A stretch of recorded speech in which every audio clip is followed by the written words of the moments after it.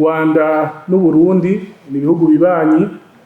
kandi u Rwanda kujya umuntu atitorera umuvyeyi nta gihugu na kimwe citorera umubanyi mukundana mudakundana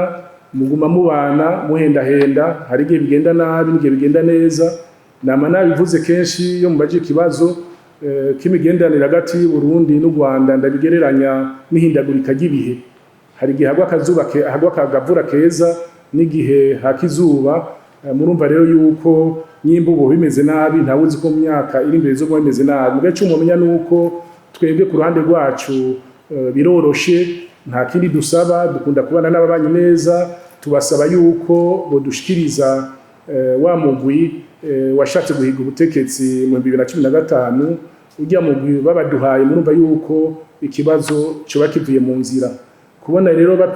bashimye kugumana bajya abantu ngira mwarumvirije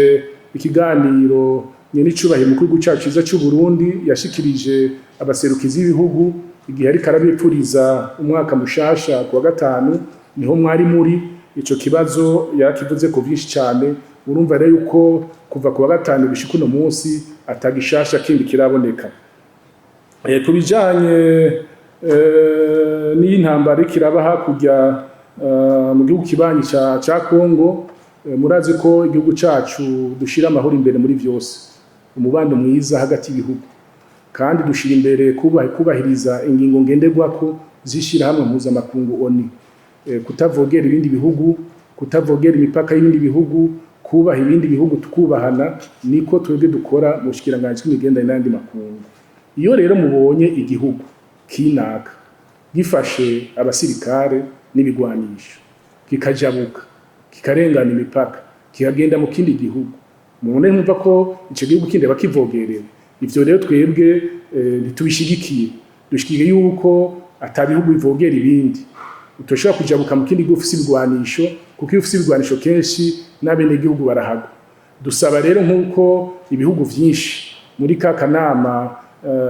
ca gisata gishejwe amahoro n'umutekano ku isi ca ONU Conseil de sécurité mwaravyumvishe yakoranye kabiri isaba yuko ico gihugu cy'u Rwanda cokura abasirikare baco mu kindi gihugu kuko igihugu ca Kongo ni c'abakongomani si c'abanyarwanda si c'abarundi si c'abazungu ni igihugu cabo babwiza kwitunganya uko bayibona hanyuma ibibazo bizoba bisigaye abasoda mu Rwanda bamaze kuva muri ico gihugu bizoba ibibazo by'abakongomani bashoboye guca bashobora kwitera umuti biciye mu biganiro murazi yuko hari imihora myinshi hari isanzwe hari kugira ngo ivyo bihugu abo bagwana muri Kongo bashoboye kumvikana turafise umuhora twita processus de Rwanda na processus de Nairobi mwumva rero yuko imihora ihari bisabwa rero yuko ibihugu vyose byo mu karere ibihugu vyo ku isi vyokora ko bishobora kose kugira ngo iyi ntambara ntibandanye kuko ibandanije ishobora kuba